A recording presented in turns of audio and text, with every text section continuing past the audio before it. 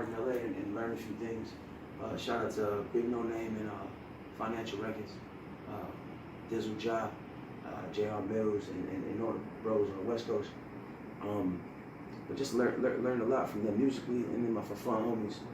They have like a medical marijuana, like it's like an Airbnb. You know oh shit, that's so, cool, man. We need to get that shit here, man. Right, you know what's crazy is that being around my friends, like you learn from your friends, and if it's not stealing if you go and do it, you know, like they do it, and if it becomes bigger or how you do it, they inspired you. So I have to graduate and say that, you know what I'm saying, I've been inspired by most of my friends. So if you see something that you guys have taught me, shout out to Hood Chef and Kylie and Mitty and everything that the homies have personally. And I'm a fan of myself, and it took a long time because I was a fan of not loving myself for a long time. And depression, anxiety, and all that shit like took over with music. But in channeling with music, I was eligible to literally look at myself in the mirror and study myself and be able to coach myself out of those type of things and use it to catapult my musical career to maybe intellectualize or be vulnerable with a person when they listen. So have you been like tapped into the Tampa Bay scene?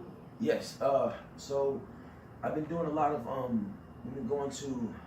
Because I know you said you're mainly based out of like Spring Hill, right? Okay. Yeah. So we've been back and forth from Spring Hill to there's Largo, Florida. There's Clearwater, Florida.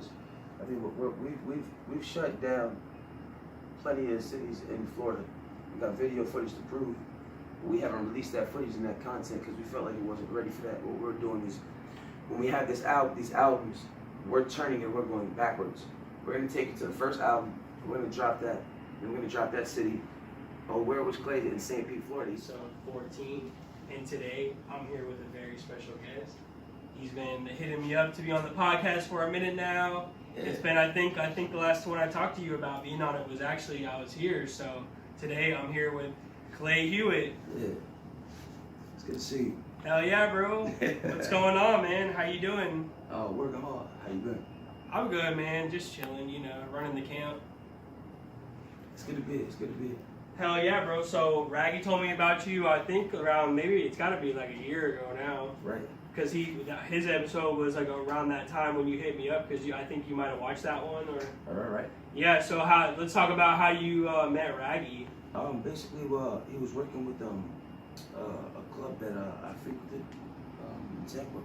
Shout out to the Pegasus Lounge, and he was doing a few events, and I had just bumped in there and saw him. He was like, "World Refuge," to like talk about first, like, and no disrespect if anybody work for XXL magazine companies, but nah, bro, it's all a these dick hand. We don't fuck with. We're not those companies. Like I want to give like.